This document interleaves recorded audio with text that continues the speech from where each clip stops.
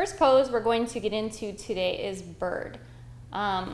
Whether you continue on this acro journey or not, this is one of the most basic poses and a huge pose when we get into transitions, which is later on down the road. So the first pose, bird. Start with my base. So Ashley's going to help me down. Come down on my back. We already talked a little bit about basing in these concepts. So I really want to make sure that I'm grounded, my hips are flat.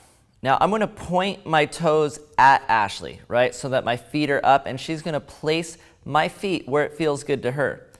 My knees are bent, my knees are above my hips, right? So this is a starting position. Also, my base's toes are pointing upward. If you notice, his heels are not in, toes out, right? They're just straight up and down, toes aren't in, just flush with my legs.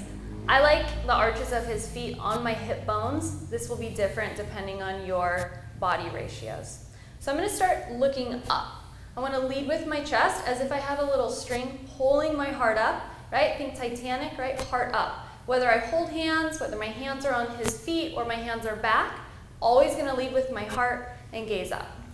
So we're going to start, the first one is actually showing the hand-to-hand contact way to get into bird. So she's going to extend her hands forward. What she's not going to do is reach for me. I'm going to keep my hands up like this. My hands are going to turn outward, like so, making two little cups for her to lean into. Now all she's going to do is weight into my feet like she's leaning towards a wall, and I'm going to accept her, right? We could just work this right here. We come down, touch hands, she still looks up, come back, right? So if you notice, you're going to want, as a flyer, to look at your base. When you look at your base, you're automatically going to put the weight down. And as you look at your base and reach, you're going to want to bend over, right? So make sure that we're not looking at our base, but we're looking straight up, leading with the chest. Lean in. So come here. If you notice, my knees almost come all the way down to my elbow like I'm going to do crow pose.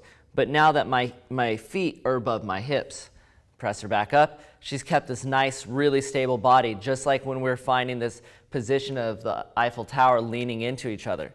This time I'm actually going to pick her up. So she's still looking up, lean forward, our hands are going to connect. My feet are above my hips. Now all I have to do is press straight up, not back, not forward, up. And now we're in position. Now we have this hand connection, and this is the most stable part of bird, right? Is keeping the connection through the hands. My fingers are facing outward, hers are forward, and we're not gripping super tight, right? Because if she wants to let go or anything, I want to be able to like let go or catch or move, you know, and we move through different stuff. If she has this death grip, it's not going to be too comfortable. The first thing I want to do as a flyer is activate my legs. So there's so much focus on our core, meaning our front body, our side body, and our back body, but don't forget about the legs, right? If your legs are heavy, you're going to start to hinge at the waist and kind of find this ragdoll. So you really want to tighten everything up, point through the toes if we can remember to do that, engage the quads, even engage your glutes a little bit. Lift from the back body, heart up, okay? Right.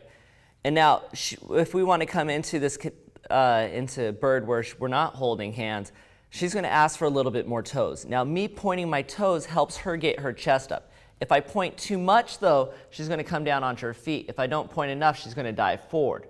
So I'm going to give her a little bit of toes, and we're just going to get light. Lighter, lighter. I'll keep my hands here, and when she's ready, she'll remove her fingers and reach her arms back.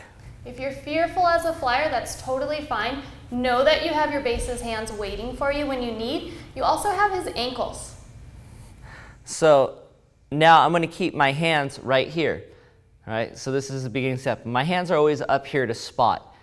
When you practice this a lot and you get really comfortable with your flyer, then maybe you could take your hands away because you know and you could read, right?